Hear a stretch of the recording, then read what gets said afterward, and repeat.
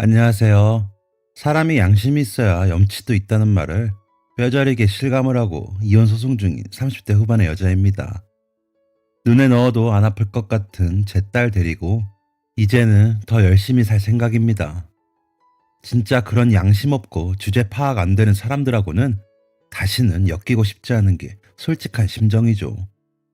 사람이 아무리 탐나는 게 있어도 넘볼 게 있고 아닌 게 있는 건데 그걸 구분 못하고 오히려 절 탓하는 시어머니와 시고모, 남편이 아주 가관이었고 지금도 그렇거든요.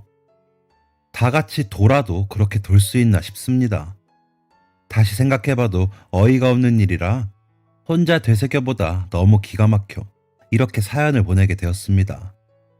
여러분들이 들어주시고 다 같이 욕해 주시라고요.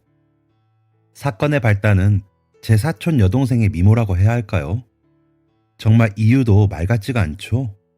저는 위로는 오빠, 아래로는 남동생이 있는 집에서 자랐습니다.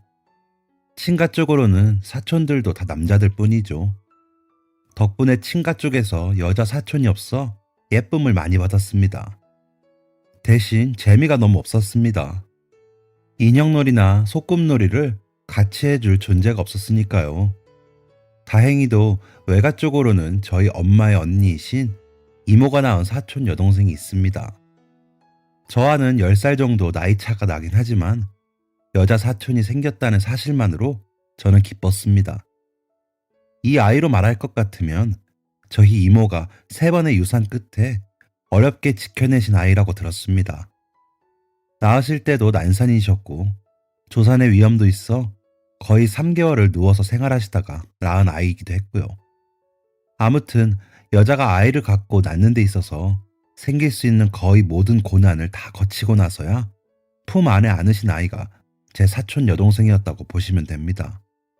그러다 보니 더 이상 아이를 가질 생각도 못 하시고 사촌 여동생만 금이야 오기야 기르셨죠.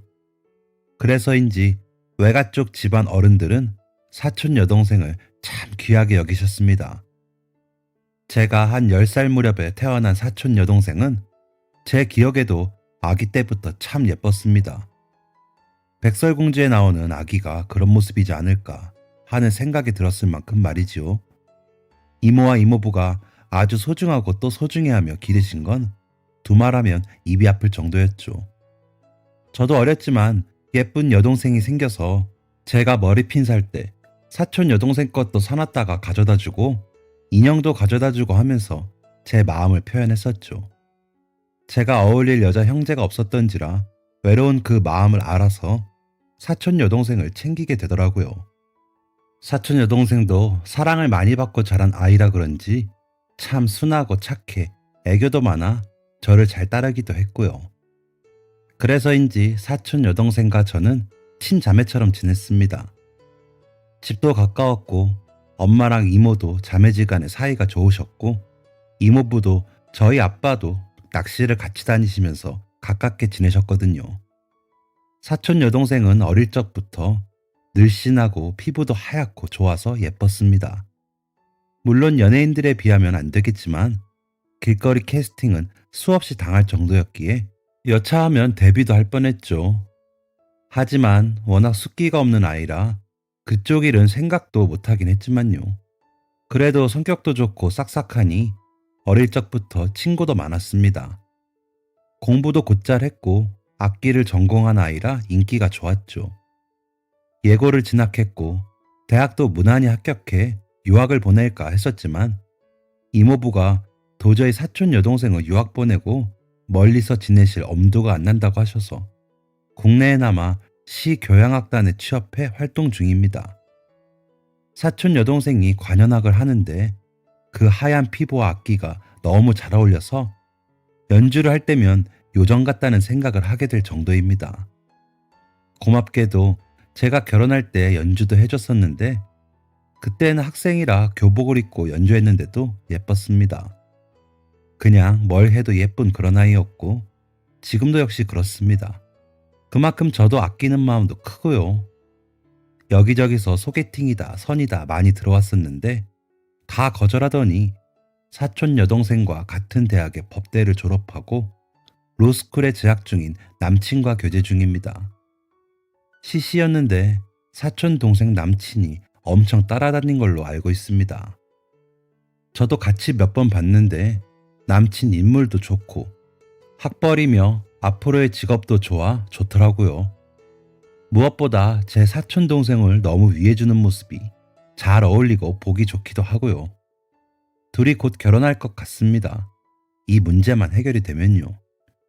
이모부가 대대로 땅 부자인 집안이시기도 하고 그 남친 집안은 대대로 의사 집안이라 경제적으로도 유복한 사람들끼리 만나 예쁜 한 쌍의 커플이 될 것 같습니다.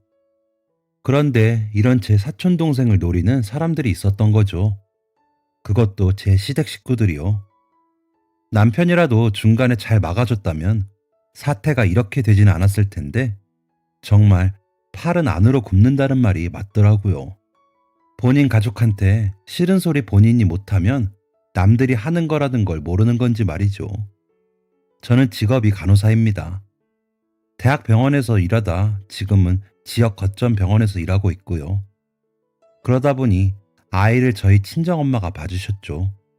3교대인 일의 특성상 저 마음 놓고 일하라고요. 감사한 일이라고 항상 생각합니다. 아이는 제가 오전 근무, 주간일 때 저와 지내고 오후 근무나 야간 근무일 때는 친정에서 지내다 보니 주로 친정에 있는 셈이었습니다. 그런 환경이다 보니 자연스럽게 이모와 저도 교류가 많았고 사촌 여동생과도 교류가 자주 있었습니다. 남편과는 환자와 간호사로 만나 연애를 10개월 정도 했을 때 결혼을 했습니다. 남편이 순하기도 했고 무엇보다 제 말을 잘 들어주더라고요. 남편이 저보다 6살이 많은데 지금 결혼을 해야 잘 산다는 시어머니의 주장에 어영부영 결혼하게 되었죠. 그때 알아보고 도망쳤어야 했는데 그러지 못한 제 잘못인 것 같습니다. 남편은 직업이 학원 강사예요. 직접 운영을 하는데 수입은 괜찮은 편일 때도 있었고 좀 덜할 때도 있더니 요즘은 코로나 탓인지 그냥저냥 그래요. 그리고 주변 학부모들 시선이 따가운 편이라 스트레스 받아 하지만 늦게 나가는 만큼 늦게 퇴근하는 직업이라 좋아하더라고요. 늦잠 자는 걸 좋아하거든요. 대신 아이 잠자기 전에 들어오기가 힘들기도 해요. 아이와 함께 할 수 있는 건 주말뿐이죠. 그것도 시험 대비가 없는 주말만요. 저와는 오전 오후 근무 때는 오고 가며 마주치는데 제가 야간 근무일 때는 거의 못 볼 때도 있게 지냅니다. 그런데도 제가 일을 그만 못 두는 건 남편의 수입이 불안정한 것이 가장 큰 이유였습니다. 제가 하는 일이 주말에 일하고 평일에 쉬다 보니 사촌 여동생이 평일에 놀러 왔다가 남편이 퇴근할 때 가는 일도 많았죠. 사촌 여동생이 애교가 많아 형부라고 하면서 남편에게 싹싹하게 해 남편과도 사이가 나쁘지 않았습니다. 제가 아이를 낳고 사촌 여동생이 저희 집에 자주 놀러와 저와 말동무도 해주고 아이와도 놀아주기도 해서인지 저희 아이도 예쁜 이모라며 지금도 엄청 따릅니다. 사촌 여동생이 지금의 남친을 사귀기 전에 남편이 어휴, 차디한테 좋은 사람 있으면 소개하고 싶은데 너무 괜찮아서 괜히 욕먹을까봐 함부로 소개도 못하겠다. 이모님이랑 이모부님이 누굴 데려다 놔도 좋다고 하시겠어? 라고 말하곤 했습니다. 말이나 말지. 그래서 이번 사건 때 제가 더 배신감이 컸습니다. 솔직히 남편 후배들 중에 괜찮은 사람 많거든요. 연구원들도 꽤 되고요. 남편도 처음에 저 만날 때는 제약회사 연구원이었는데 그만두고 학원을 차리게 된 거였거든요. 시어머니가 어디서 뭘 보고 오셨는데 지금 자기 일을 시작해야 된다더라. 무조건 회사 그만두고 뭐라도 차려. 무조건 대박이래. 계속 회사 다니면 비명 행사 한다더라. 라고 하시는 바람에 잘 다니던 일을 그만두게 되었습니다. 저와 병원에서 만났을 때 다리에 철심 박는 수술을 했는데 그게 다 죽을 뻔한 거라고 하셨습니다. 회사에서 남편의 기운을 다 뺏어 먹는다고요. 축구하다가 다친 거였는데 회사에서 피곤하게 해서 그런 거라고 하시더라고요. 저는 처음엔 남편의 퇴사를 엄청 반대했습니다. 하지만 시어머니가 너무 강경하시더라고요. 그러면서 점차 저희의 일상에 지나친 간섭이 시작되었습니다. 저희 침대 방향은 어떻게 해야 한다 하시고, 소파는 어떻게 놓는 게 좋고, 주방색은 어떻게 해야 하고 하면서 저희 집에 부지런히 오셔서는 저와 상의도 없이 집안을 뒤집어 놓으실 때가 일수이시기도 했고요. 그럴 때마다 남편은 어이없어 하고 성가셔 하면서도 시어머니 말대로 하는 편이었습니다. 시어머니한테 좀 많이 약한 편이었거든요. 저는 처음에 시어머니가 그러셨을 때 남편과 엄청 싸우다가 어느새 지쳐서 최대한 참으면서 입 다물고 있었습니다. 병원에서 일하다 보니 아주머니들과 마주칠 일이 많은데 그분들을 보면 그 특이한 신념과 믿음이 있으실 때가 있더라고요. 음식도 다들 건강식이라는데 본인은 그게 몸에 되게 안 좋다고 믿고 입도 대지 않기도 하고요. 병원 약을 먹고 더 아파지셨다는 분도 계실 정도니까요. 그래서 시어머님 일에 괜히 나섰다가 남편 일 안 되는 게 제 탓이라고 하실까봐 걱정이 되기도 했거든요. 평화주의자를 가장한 방관자인 거죠.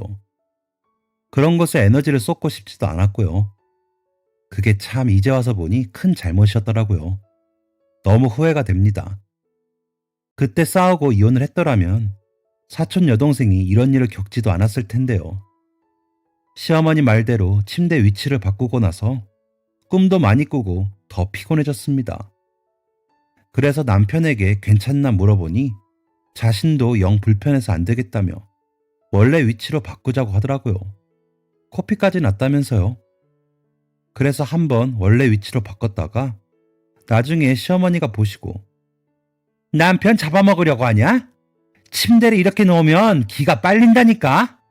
라며 기어코 다시 본인의 주장대로 위치를 바꾸시더라고요. 남편은 그쪽으로 자니까 더 힘들던데 하면서 말리지도 못하고요. 저는 그 방향으로 자는 게 도저히 안 되겠어서 거실에서 이불 펴고 자는 지경이 되었죠. 3교대인데 잠을 자야 일을 할 거 아닙니까? 그러자 남편도 거실에서 자보더니 맨바닥이 이렇게 편한 줄 몰랐다. 침대에서 잔 것보다 더 개운해 하면서 계속 거실에서 자더라고요. 그 후로 저희 부부는 멀쩡한 침대를 두고 거실에서 지내게 되었습니다. 그런 식의 시어머니의 억지는 남편의 학원에서도 계속되었습니다. 칠판 위치가 도저히 안 나오는 방향으로 칠판을 놔야 한다고 주장하시고 상담실도 말도 안 되는 위치에 놓을 것을 말씀하시기도 하고요. 처음엔 따르던 남편도 나중엔 막상 수업을 진행해보더니 학생들이 불편하다고 한다며 시어머니가 말씀하신 대로 하지 않더라고요. 웃기게도 그러고 났더니 아이들이 더 많이 들어와 남편이 어이없어 하더라고요. 저에게는 생업이 달린 일에 미신을 가지고 그러시는 게 못마땅했지만 그냥 시어머니에게 맞추자고 생각했습니다. 어차피 남편이 막지도 못하는 효자인 걸 알았으니까요. 두 모자의 일은 두 모자가 알아서 하길 바랬죠. 저는 아이 케어하고 일 다니고 하느라 정신이 없었으니까요. 저희 친정 부모님은 아이도 봐주시고 반찬도 만들어주시느라 고생하시는데 시어머니는 오셔서 트집만 잡다가 집안 뒤엎는 게 일이셨기에 남편이 미안해하면서도 시어머니를 막아볼 생각은 못하더라고요. 시아버지가 일찍 돌아가셔서 남편만 보고 사신 시어머니가 남편한테 해를 끼치려고 그러시는 게 아니라는 이유에서요.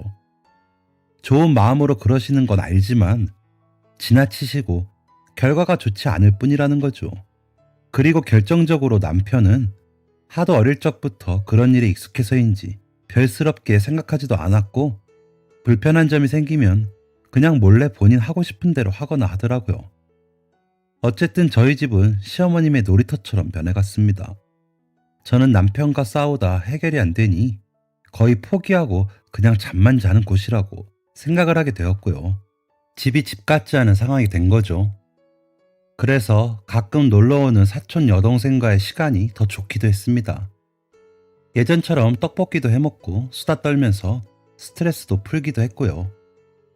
그러다 제가 야간 근무를 하고 집에서 쉬는데 사촌 여동생이 전화를 했더라고요. 언니, 세은이가 그때 갖고 싶다고 했던 핸드폰 가방 샀는데 내가 오늘이 아니면 공연 때문에 한동안 바쁠 것 같아. 언니가 받아놨다가 전해줄래? 하기에 고마운 마음에 사촌 여동생이 좋아하는 음식 시켜 먹기로 하고 오라고 했죠. 코로나 때문에 어디 나가기도 쉽지 않은 때고 저는 일터가 병원이다 보니 매주 검사를 하면서도 외출이 쉽지 않았기에 사촌 여동생의 방문이 더 반가웠습니다. 남편은 학원에 할 일이 있어 일찍 출근한다기에 사촌 여동생과 수다를 실컷 떨고 있었습니다. 아이는 방학 때라 아이의 저희 친정엄마가 데리고 계시면서 학원에 보내고 계셨기에 좀 마음 놓고 있기도 했죠. 출근하기 전에 친정으로 들러서 만나고 가곤 했거든요. 그런데 갑자기 현관 비밀번호 치는 소리에 놀라 일어나 보니 저희 시어머니가 들어오시더라고요.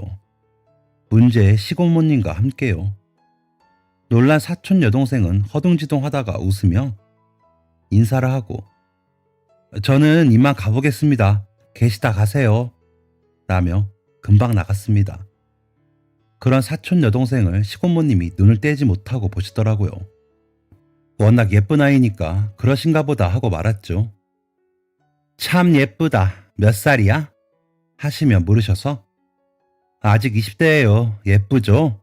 라고 대답했더니 아직 결혼 안 했지? 하시기에 네, 이제 곧 하겠죠. 했습니다. 그런데 우리 수철이랑 맺어주는 거 어때? 사촌간들끼리니까 사돈이어도 괜찮지 않아? 하시는 겁니다. 어이가 없다는 식으로 웃으며 예? 수철 도련님하고 나이 차가 너무 나죠. 아직 20대라니까요. 그리고 결혼할 남자친구도 있어요. 라고 넘어가려고 하는데 시어머니가 결혼은 식장 들어가 봐야 아는 거야. 혹시나 모르니까 만나는 자리라도 만들어봐. 라고 하시는데 그제야 상황의 심각성을 알겠더군요. 시고모님의 아들, 남편의 고종 사촌 동생인 수철 도련님은 친척들 사이에도 유명한 마마보이입니다. 아직도 무조건 엄마부터 찾는 사람이었거든요. 나이는 저희 남편보다 2살 어린데 그냥 보면 갑갑한 캐릭터를 가진 사람이었습니다. 남편과는 어린 시절부터 가까이 지내 저와 연애하던 시절에 몇 번 보기도 했고요. 키가 저와 비슷해 제 사촌 여동생보다 작을 것 같고 통통한 체격에 움직이는 걸 싫어해서 좀 미련해 보이기도 한 사람이거든요. 저한테도 몸매가 어쩌느니 외모가 어쩌느니 하면서 말실수를 많이 해 제가 무척 싫어하는 사람이기도 했습니다. 그리고 지금 사촌 여동생이 사귀는 남친은 키도 크고 운동도 열심히 해 체격도 좋은데 굳이 왜 수철 도련님을 소개를 받게 하나요? 게다가 수철 도련님은 직업도 시고모님이 아는 곳에 겨우 취직시켜 한 달에 200만 원도 안 되는 월급 받는 거 다 아는데요. 남편이 몇 번 너는 점점 나이만 먹고 어쩌려고 그러냐 고 이야기하는데 제가 있었던 적이 있어 급여가 기억이 납니다. 시고모님이 이야기하실 때는 웃어 넘기려 했으나 시어머니가 끼어들고 나니 이건 그냥 웃고 넘어갈 일이 아니었습니다. 어딜 감히 40대 노총각과 제 사촌 여동생을 엮을 생각을 하나요? 기가 막혔죠. 어머님, 그래도 수철 도련님은 40대고 제 사촌 동생은 20대인데 나이 차가 너무 크죠. 그리고 굳이 지금 잘 만나는 남자친구 두고 둘이 만나길 왜 만나요? 그리고 지금 만나는 남자친구가 로스쿨에 다니고 있는데 곧 결혼할 거래요. 날 잡는다고 했어요. 라며 정색을 했죠. 그런 저를 쏘아보던 시어머니는 그래서 어른들이 이렇게 이야기하는데 자리를 못 만들겠다는 거냐? 내가 보아하니 둘이 딱 잘 어울리는구만.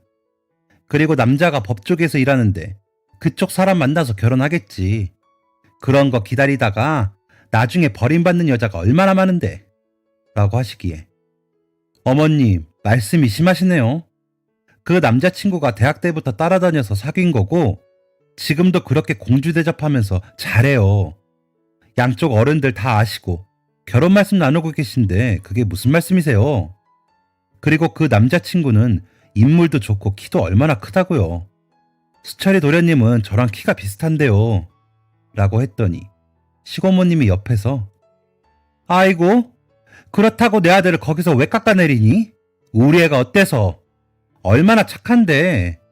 너무 순하고 착한 아이라 지금까지 짝을 못 만난 거지. 그래서 좀 어린 사람 만나면 맞겠다 싶은 거지. 너무 유세 부리는 거 아니니? 그러지 말고 자리 좀 마련해봐. 우리 수철이가 눈이 높아서 만나보고 싫다고 할 수도 있어. 라고 하는 겁니다. 그래서 괜히 그런 자리 만들었다가 저희 이모한테 저 혼나요. 안 돼요. 했더니 시어머니가 아주 유난을 떨고 유세다. 결혼하기 전에 이 사람 저 사람 만나보는 거지. 하여간 이라고 하시며 계속 째려보시더라고요. 전부터 시고모님 눈치를 시어머니가 많이 보시는 건 알고 있었지만 이렇게까지일 줄은 몰랐습니다. 시고모부님이 재산이 좀 있으신데 전부터 저희 남편에게도 물려주신다고 했다고 하시더라고요. 그래서 시고모님 댁에 안부 전화도 자주 하라고 저에게도 말씀하시기도 하셨는데 저는 관심이 없는 쪽이라 하지 않았습니다. 남편은 가끔 하긴 하는 것 같더라고요. 시어머니가 하도 난리를 피우시니까요. 그런데 그 앞에서 이빠른 소리하는 제가 미우셨겠죠. 그래도 어쩝니까? 제 사촌 여동생을 제물로 바칠 수는 없는 거 아닙니까? 솔직히 남편 친척이라 그냥 저냥 상대를 해준 거지. 수철이 도련님 같은 스타일은 저라도 너무 싫거든요. 저보다도 4살이나 위인데 제 사촌 여동생보다 14살이나 많기도 하고 능력도 그만큼 안 되고요. 물려받은 재산이 있으면 뭐하냐고요. 사람이 너무 별론데.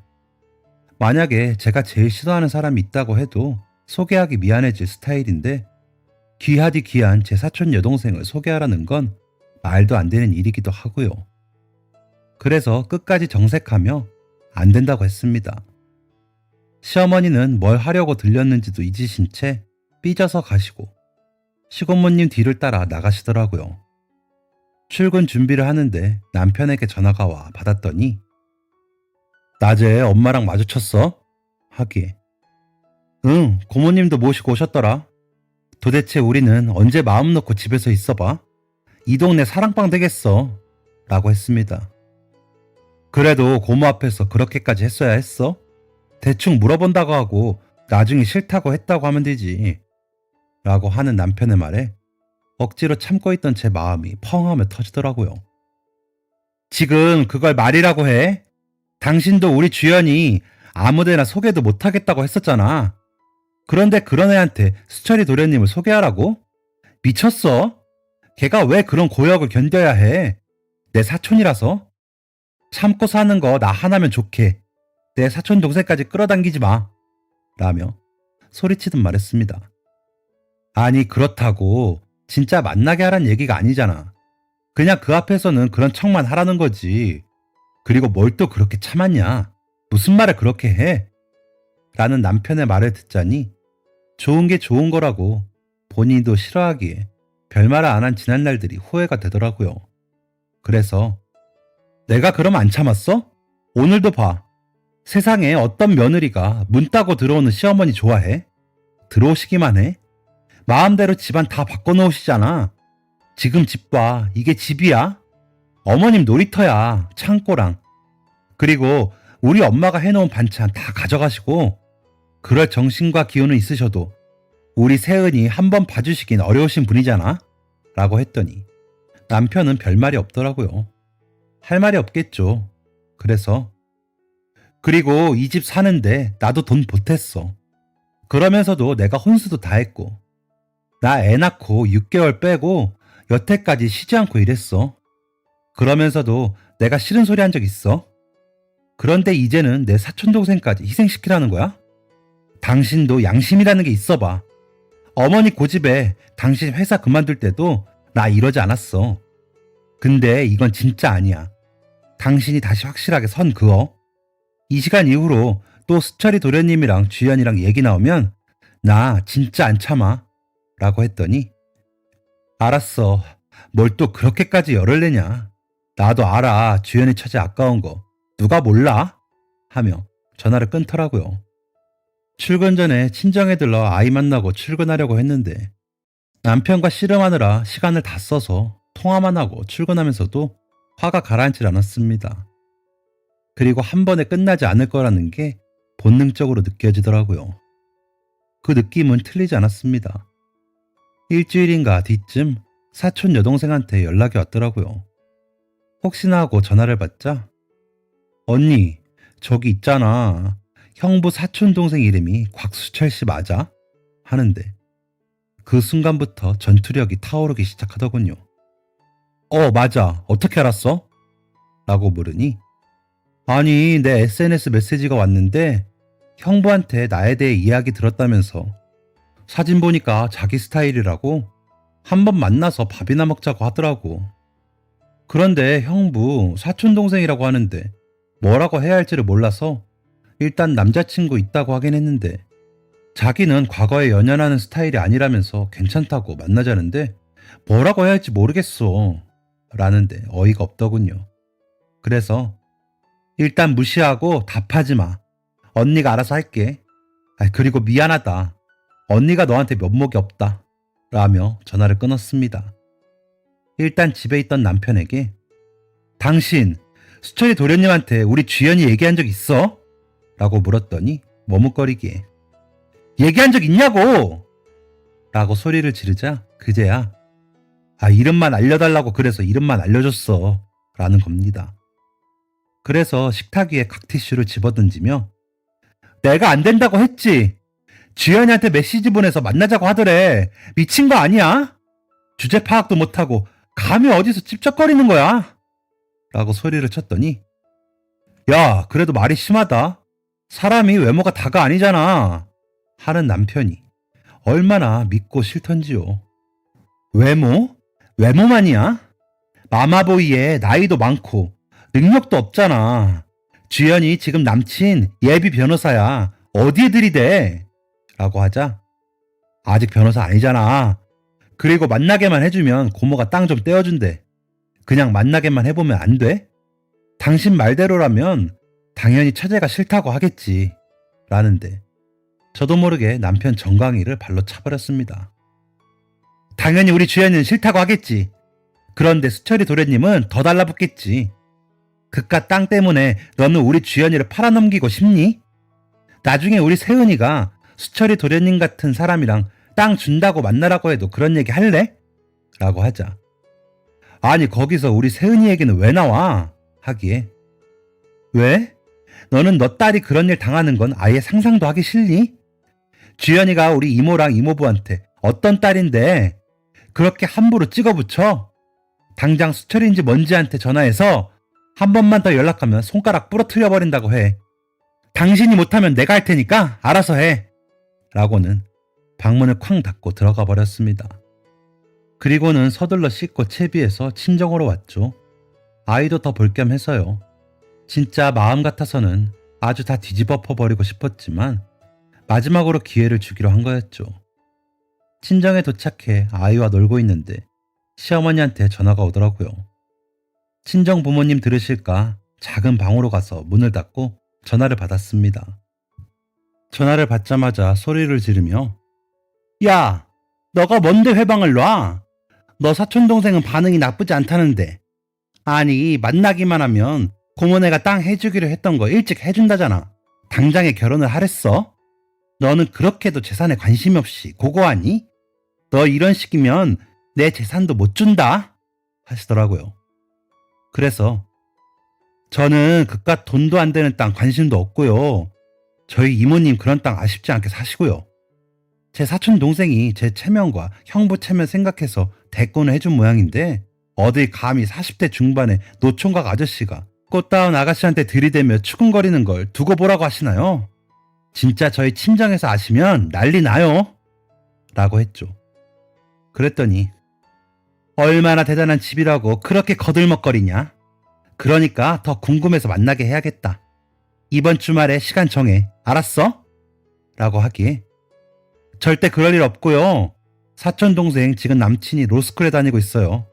괜히 고소당하기 싫으면 더 이상 연락이나 말라고 전해주세요. 어머님도 옆에서 부추기시다가 큰일 나시는 수가 있어요. 라고 했죠. 그랬더니 막 뭐라고 소리를 치는데 그냥 끊어버렸습니다. 더 이상 수화기를 들고 있다간 진짜 제가 미쳐 날뛸 것 같았거든요. 방 밖으로 나왔더니 엄마가 무슨 일이냐? 왜 그래? 하시기에 다 말씀드렸죠. 이모한테도 미리 말씀드려 놓으라고요. 너무 죄송하다는 말씀도 전해달라고 했습니다. 엄마는 얼굴이 벌개지시더니 그놈의 노인네들이 진짜 주책이구나. 그래 신서방은 그걸 듣고 만나게 해주라고 했다고? 하는데 딸아이가 옆에서 듣고 있다가 할머니, 수철이 삼촌은 좀 징그럽게 생겼어. 주연이 이모는 예쁜데 라고 하더라고요. 이제 다 알아듣는 아이 앞에서 더 이야기하기도 뭐해서 그렇게 이야기를 마무리했습니다. 쉬는 날이라 아예 친정에서 쉬고 아이와 있다가 다음날 출근해야겠다 싶어 있는데 이모가 엄마의 연락을 받고 오셨더라고요. 손을 벌벌 떠시더니 내가 그냥 있으려고 했는데 주연이 이야기 들어보니 아주 가관이더라. 내가 너무 손이 떨려서. 글쎄 그 사람이 막 자기가 우통 벗고 찍은 사진도 보내면서 자기가 40대여도 몸이 좋다면서 그러더란다. 이게 웬일이야. 그래서 섭이가 고소한다고 연락을 했더니 본인들이 알아서 할 테니 제 3자는 빠지라면서 그러더래.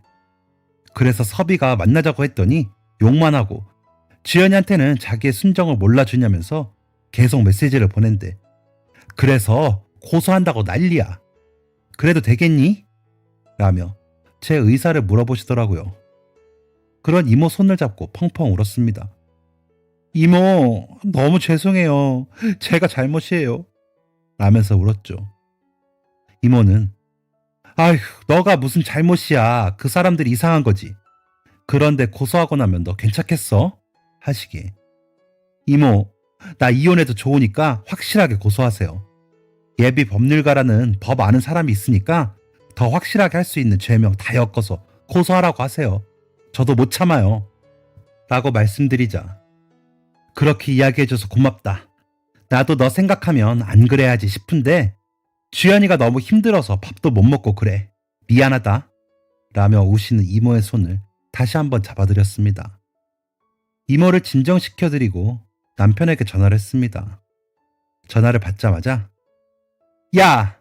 내가 수철인가 뭔가한테 확실히 하라고 했지. 이거 스토킹의 성희롱이야. 가만히 둘 것 같아? 고소할 거야. 아주 메시지도 저지스럽고 더럽게 보냈더라. 라고 소리를 질렀습니다. 그러게 처음에 좀 고분고분했으면 이렇게까지 안 됐을 거 아니야. 고소? 참나. 당신 나랑 살기 싫어? 라고 하는 남편에게 그래 살기 싫어. 당신 뭐 그렇게 대단하다고 우리 친정집안이 이렇게 다 무시당하면서 당신이랑 사니? 이혼해. 어차피 당신 어머니 때문에 우리 오래 살긴 글렀었어. 그간 내 편인 줄 알았더니 아주 너도 수철이 못지않은 마마보이야. 평생 그렇게 엄마 품 안에서 살아. 난 사양할 테니까.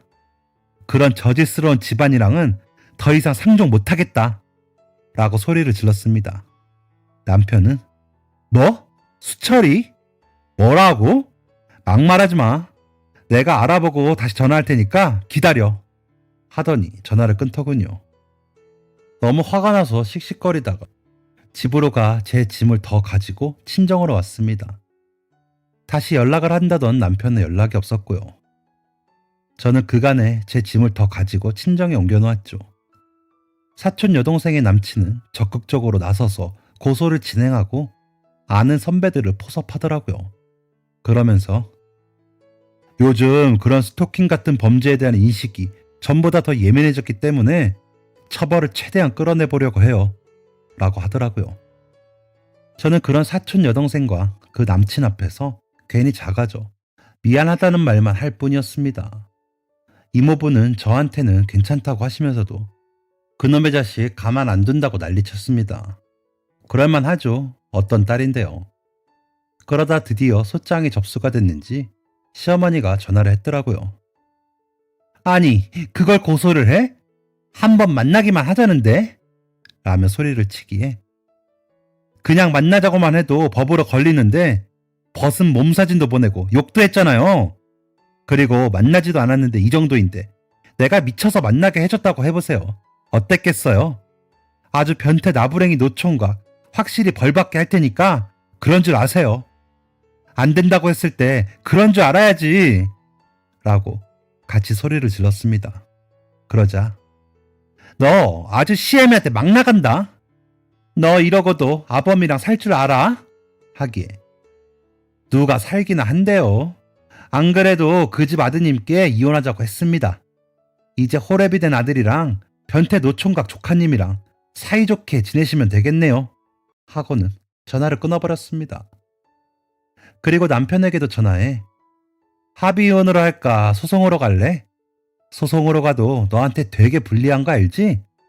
너희 엄마 집에 쳐들어오고 난리 피운 거 하며 이번 사촌동생 일까지 하면 잘 생각해.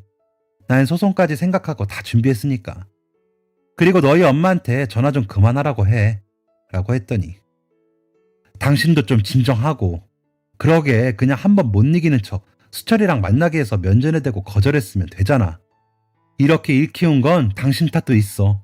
그러니까 소송 취하하고 수습하자. 라기에 웃기고 있네. 직접 봤으면 성추행까지 더 했을 거야. 지금도 끔찍한데 직접 만나서 더 얼마나 끔찍한 일을 당하라고. 미친 소리 짓거리지 말고 이혼에 합의 안 하면 소송이니까 그런 줄 알아. 정신을 못 차리고 있어 이게. 하고는 전화를 끊었습니다. 진짜 소름 끼치게 싫다는 말이 어떤 말인지 알겠더라고요. 제가 이렇게 싫고 괴로운데 직접 겪고 있는 사촌 여동생은 오죽할까 싶어 더 미안했고요. 경찰서에서 만난 그 작자는 끝까지 자기는 잘못이 없다고 하면서 함께 출석한 시고모 뒤에 숨어서 끙얼거리더랍니다. 사촌 여동생은 혹시나 마주쳤다가 괜히 더 헛소리 들을까 싶어 이모와 남친이 대리인으로 나갔는데 아주 가관이더래요.